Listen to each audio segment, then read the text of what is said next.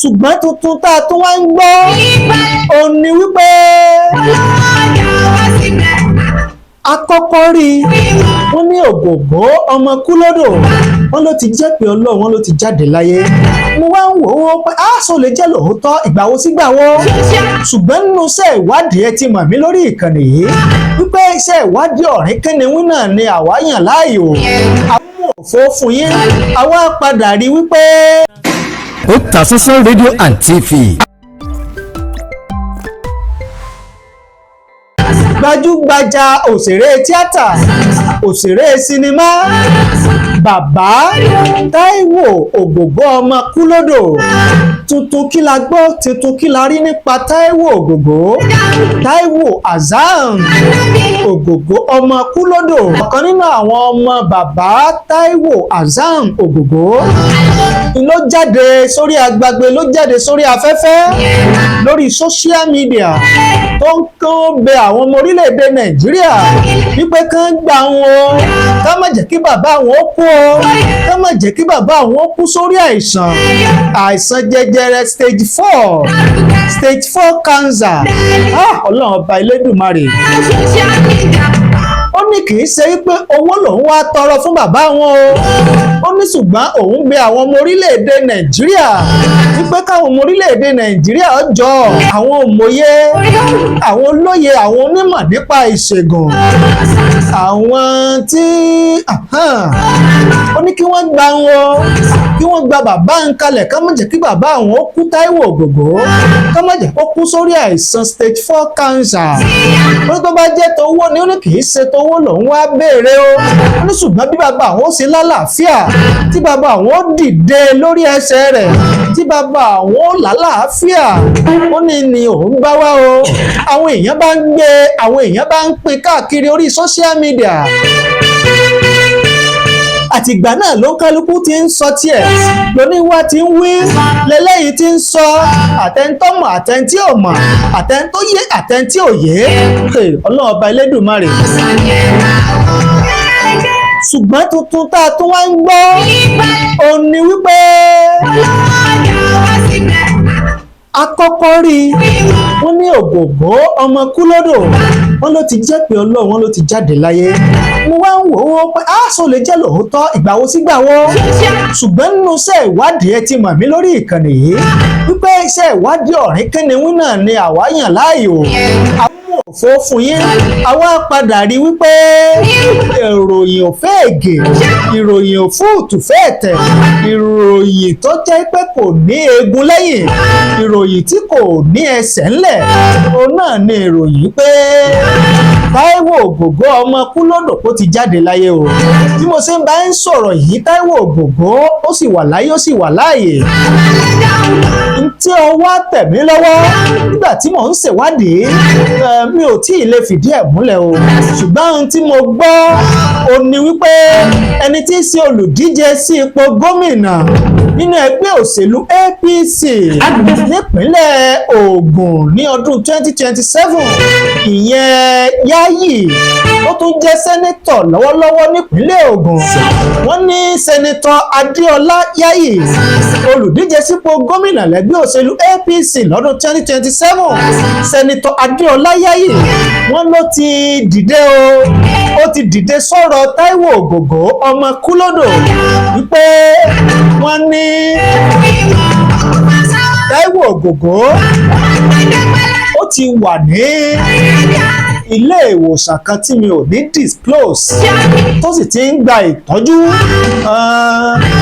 kódà wọ́n ní operation wọ́n ní ọ̀rọ̀ rẹ̀ jẹ mọ́ ìyẹn Táíwò Ògògó ọmọ Kúlódò wọ́n ní Yayi Senator Yayi Adeola Yayi wọ́n lòun ló dìde sọ̀rọ̀ yìí o ló dìde sọ̀rọ̀ Ògògó ó ní Ògògó kò gbọ́dọ̀ jẹ́ owó ẹni tá a ti ń gbádùn tipẹ́tipẹ́ ẹni tó ń gbóko lẹ̀ Yorùbá lárugẹ ẹni tó ń gbé àṣà Yorùbá lárugẹ ẹni tó ń kọ̀yàn ní ọgbọ́n ẹni tó ń fún yàn nímọ̀ ẹni tí ọ̀pọ̀lọpọ̀ ń wò gẹ́gẹ́ bí àwòkọ́ṣe kò gbọ́dọ̀ jóun wọ́n ní Senator Yayi bá dìde ó yá ẹ tètè máa gbé lọ sílé ìwòsàn ọwọ́ Ọlọ́run ni gbogbo wa wà kọ́bẹ̀ Elédùmarè kó má fàbùrù ṣe wá kọ́bẹ̀ Elédùmarè kó jọ̀ọ́ kó bá ní jẹ́ kí Ògògó ọmọ Kúlódò kó bá ní fún un lálàáfíà, kó bá ní fún un ní ìlera pípé, kó dìde, kó fẹsẹ̀ ara ẹ̀ rìn dìde lẹ̀ kí ó sì má kú sórí àìsàn náà.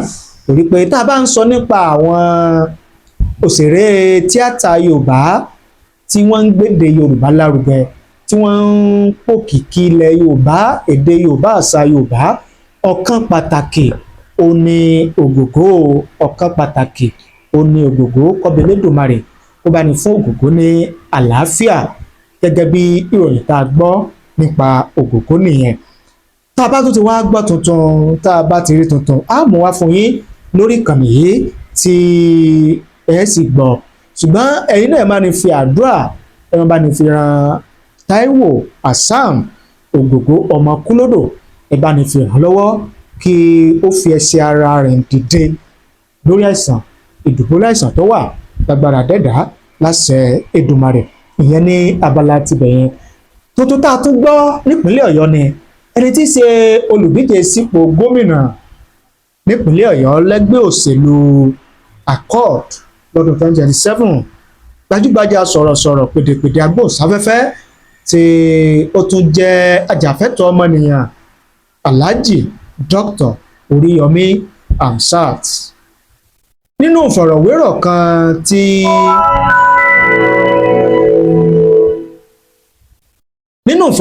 kan tí Alhaji Oríyọmí ṣe, gbà tó ń ṣàlàyé àwọn nǹkan tó ní gẹ́gẹ́ bí àfojúsùn láti mú ìpínlẹ̀ Ọ̀yọ́ gòkè àgbà, láti jẹ́ kí ìpínlẹ̀ Ọ̀yọ́ ó tún lọ sí ìpele míì tó tún ga ju eléyìí tí ó wà lọ. Lára àwọn nǹkan tí Alhaji Oríyọmí sọ ni pé ìṣòro àìrínálò, ìṣòro àìríná fi ṣiṣẹ́, ìṣòro ìdákúrekú náà yóò dùn ìgbàgbé nípínlẹ̀ Ọ̀yọ́. Ó jẹ́ pé ìpínlẹ̀ Ọ̀yọ́ máa rí iná lò fún 24 hours. Alhaji Oríyọmí wá ní àwọn ó ṣeé ṣe, ṣùgbọ́n yóò jẹ́ face by face. Táwọn bá ti ń parí nǹkan o, àwọn ti kí ni, àwọn mọ̀ táwọn kan bá ti ń lo 24 hours, àwọn míì wọ́n máa lo 24 hours, àwọn míì wọ́n máa lo 24 hours, gẹ́gẹ́ bí Alhaji Oríyọmí bí ó ṣe ṣàlàyé. Ìwé ìròyìn kan wá gbé ọkọ̀ sí ojú òpó wọn. Àwọn èèyàn wá ń fi èrò àti ìwòye tí wọ́n sọwọ́ lórí ṣé ẹ̀jẹ̀ láàpẹ ni àbí àdéhùn wípé ìpínlẹ̀ Ọ̀yọ́ wọ́n máa gbádùn náà fún 24 hours tí àwọn ará ìpínlẹ̀ Ọ̀yọ́ tán bá dìbò fóun tó ń bá di gómìnà ìpínlẹ̀ Ọ̀yọ́, gẹ́gẹ́ bí Alhaji Oríyọmí ṣe sọ. Kí wá làwọn èèyàn ń wí, kí làwọn èèyàn ń sọ lórí pé lábẹ́ ìṣàkóso èmi Dr. Oríyọmí Hamzat o, ìpínlẹ̀ Ọ̀yọ́ yóò máa lo iná fún 24 hours, wákàtí 24. Kí wá làwọn èèyàn ń wí, kí làwọn èèyàn ń sọ. Messages àwọn èèyàn, comment àwọn èèyàn, àríwísí àwọn èèyàn kò papọ̀ mọ́ra wọn, ó sọ̀tọ̀ọ̀tọ̀. Tẹ́bà sí gbàgbé tẹ́ bá rántí pé mo máa ń sọ fún yín lórí ìkànnì yìí pé èrò kì í papọ̀, ìwòye kì í papọ̀. Bó ṣe rí lọ́dọ̀ tèmi ó lè má rí bẹ́ẹ̀ lọ́dọ̀ tiyín, bó ṣe rí lọ́dọ̀ tiyín ó lè má rí bẹ́ẹ̀ lọ́dọ̀ ti tẹlòmíì. Wọ́n lọ ṣe kí ni o, ó ṣe dálé ayé nìyẹn. A kì í ronú bákan náà. Bí Rọ̀kì bá ṣe lè ronú, Táíwò lè má ronú bẹ́ẹ̀. Bí Olówó pé ṣe lè ronú, Gbàdàmọ́sí ó lè má ronú bẹ́ẹ̀. Bọ́lọ̀ ṣe dálé ayé nìyẹn. Ojú ọ̀tọ̀ọ̀tọ̀, ìwòye ọ̀tọ̀ọ̀tọ̀ la fi máa ń wo ọ̀rọ̀. Gẹ́gẹ́ bí Mr. Yemi Akindunbi wọ́n ṣe sọ, wọ́n ní you will know that radio popularity is different from politics. Níta ń sọ tí wọ́n ní pé Alhaji Oríyọmí o wọ́n mọ̀ pé kéèyàn ó lóko lórí rédíò kí ó yàtọ̀ sí ọ̀rọ̀ òṣèlú. Engineer Ogundele Adediwura àwọn ní lórí irọ́, tell us another thing, we don't need electricity anymore, almost everyone has already acquired the solar system. Ìtí Mr. Ogundele ń sọ tiwọn ni pé Alhaji Oríyọmí ó sọ nǹkan míì tán máa ṣe pé irọ́ ni pé àfẹ́ náà we don't need electricity anymore torí pé gbogbo ìpínlẹ̀ Ọ̀yọ́ ló ti fẹ́ ṣe kíni oníkálukú ló ti fẹ́ ṣe kíni ló ti fẹ́ ní sólà tán sólà láyé ń lò báyìí ẹ má fi ná ọ̀rọ̀ náà ẹ má fi tó ajẹ gẹ́gẹ́ bí ẹnjìnìà Ògúndélé pòsíṣàn tiwọn nìyẹn. Ayọ̀ Ọlákúnlé Ìdòwú àwọn ní Irọ́lábí of Àgídìgbò ìyẹn tó lágbára o gẹ́gẹ́ bí Ayọ̀ Ọlákúnlé Ìdòwú ti sọ tiwọn nìyẹn. David Dada àwọn ní yes we go need light to repair radio wọ́n ní lóòótọ́ ni o iná láálò táwọn ìmọ̀ tó rédíò ṣe ọ̀dọ̀ àbáwọn. Túndé Mojísọ́lá Usman wọ́n ní was there 24 hours electricity in Ọ̀yọ́ state before wọ́n ní ṣé ìpínlẹ̀ Ọ̀yọ́ ń lo iná fún wákàtí 24 tẹ́lẹ̀ ni àrètí iná ẹ̀sọ̀ nǹkan mìíràn gẹ́gẹ́ bí ìtẹnìyẹn sọ. Mujib Ọpẹ́yẹmí Wàlíyá wọ́n ní on your mandate we stand Alhaji Oríyọmí 2027 no second èrò tẹnìkan náà. Túnmiṣe Mákindé ìtẹnì yìí sọ lágbára nìkan. Púpọ̀ọlá Ọmọ́táyọ̀ àwọn ní you can solve electricity problems. What we need is good roads to nook and cranny of Ọ̀yọ́ state from rural to urban. Wọ́n ní ntí Alhaji Oríyọmí lè ṣe ní ọ̀rọ̀ náà ó lè ṣe náà fún alóòótọ́ ṣùgbọ́n tá a wá nílò gangan ní ọ̀nà tó dáa káàkiri ìpínlẹ̀ Ọ̀yọ́ láti ìgbèríko títí dé ìgboro kó má jẹ́ pé àwọn ará ìgboro nìkan àwọn ará bí ìlú Ìbàdàn àwọn ará ìlú Ọ̀yọ́ àwọn ará Ògbómọ̀ṣọ́ nìkan náà máa lo ọ̀nà tó dáa gbogbo àwọn tó wà ní ìgbèríko bí ìjọba ìbílẹ̀ Oríire tán ti ṣiṣọ́ táwọn ẹni bí ṣiṣọ́ lọ́jọ́ sí káwọn náà ṣe kí ni káwọn náà máa rí iná tó dáa àti títì tó dáa rìn gẹ́gẹ́ bí ọ̀rọ̀ tiwọn nìyẹn. Tottenham Saku lọ́yìn sọ́n tiwọn wọ́n ní Oríyọmí Hamzat focus on the welfare of workers and retirees demonstrate a clear understanding that those who dedicated their life to public service deserve dignity, fairness and timely support. This is the kind of people-centered leadership our state needs. Wọ́n ní irú ìrántí Alhaji Oríyọmí nìyí bó ṣe sọ pé wọ́n mọ̀ tún ìgbé ayé àwọn òṣìṣẹ́ tán wà lẹ́nu iṣẹ́ àtàwọn tí wọ́n ti fẹ̀yìntì bó wọ́n ṣe mọ̀ táyé wọn sí táwọn náà ti ṣe fún 35 years tó wá fẹ̀yìntì bó ní ìyà ọ̀sẹ̀ ní máa jẹ́ bó ní ó ṣe máa rí nǹkan jẹ bó ní ó ṣe máa rí nǹkan mu bó ní ó ṣe máa wà láyé àtàlàáfíà pé irú àwọn tí adarí tìpínlẹ̀ Ọ̀yọ́ tí ó nílò nìyẹn. Ọlátúnjí Timothy àwọn ní let him start with his community and station. Wọ́n ní àti gbọ́ ìdálàjì sọ Oríyọmí sọ ṣùgbọ́n kán kọ́kọ́ bẹ̀rẹ̀ láti àdúgbò tán gbé gan àti iléeṣẹ́ rédíò wọn gan káwò bó ṣe máa rí fún 24 hours. Alonge Ojo wọ́n ní this man don't cross to your boundary politics different to kọ́kọ́rọ́ alátẹ o tẹ́ni ilé ìtúsọ́ tó lágbára o wọ́n ní ọkùnrin ìṣọ́ra rẹ o mọ́ kọjá ààlà rẹ òṣèlú yàtọ̀ sí ètò kọ́kọ́rọ́ alátẹ.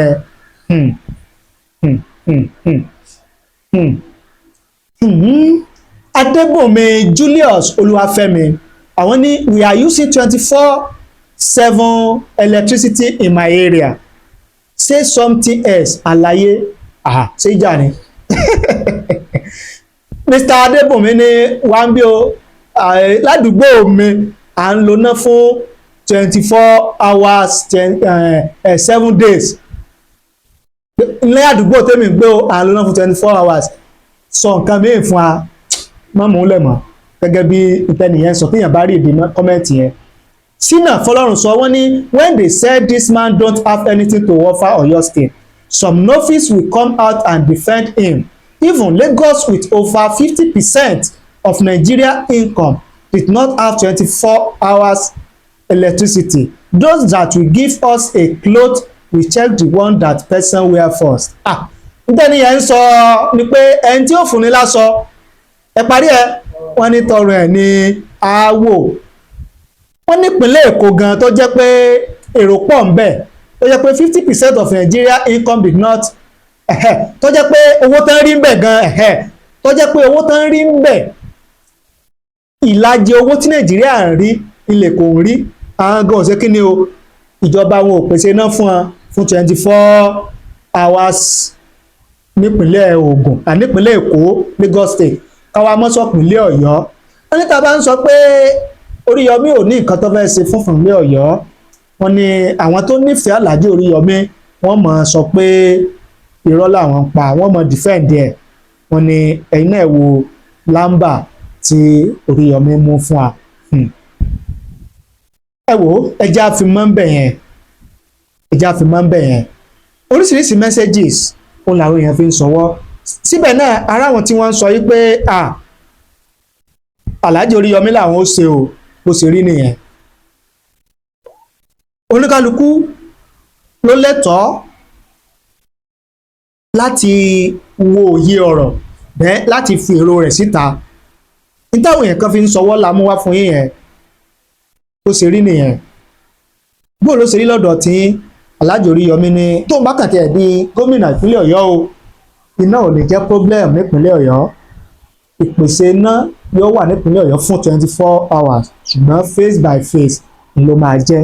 Alhaji Oríyọmí là o, kí lè ro tiyín, kí lè wòye tiyín, ẹ fi ṣọwọ́ sí wa láàyè comment nísàlẹ̀ prógrámù yìí. Á kà á sì ṣe àgbéyẹ̀wò rẹ̀ gẹ́gẹ́ bí ìṣe wa. Ẹ ṣé bẹ́ẹ̀ ṣe wò, ẹ ṣé bẹ́ẹ̀ ṣe gbọ́ wa. Ẹ má gbàgbé o, ẹ bá ní pín, ẹ bá ní share rẹ̀ kí ẹ sì jẹ́ ká mọ èrò àti òye tiyín. Ẹ̀yin tẹ́ ẹ bá ti subscribe, mo máa ń sọ fún yín ẹ tètè lọ subscribe sórí ìkànnì yìí o, kí ẹ bá ní pín, kí ẹ bá ní share rẹ̀, kẹ́ ẹ tó wá tẹ notification bell ìyẹn aago rán mi létí tí ó wà ní ìsàlẹ̀ fídíò yìí. Tẹ́ ẹ bá ti tẹ notification bell yẹn yóò mọ̀ fún láǹfààní láti máa mọ̀ tá a bá ti mú prógrámù wá tuntun wá fún yín lórí ìkànnì wa. Kò ní jẹ́ pé yóò ti pẹ́ kẹ́ ẹ tó mọ rí àwọn programs wa. Àǹfààní tí ẹ rí ń bẹ nìyẹn. Kò náà kankan, kò náà ní 1 naira, kódà ìrọ̀rùn ló bá dé. Ẹ ṣé, àdúpẹ́.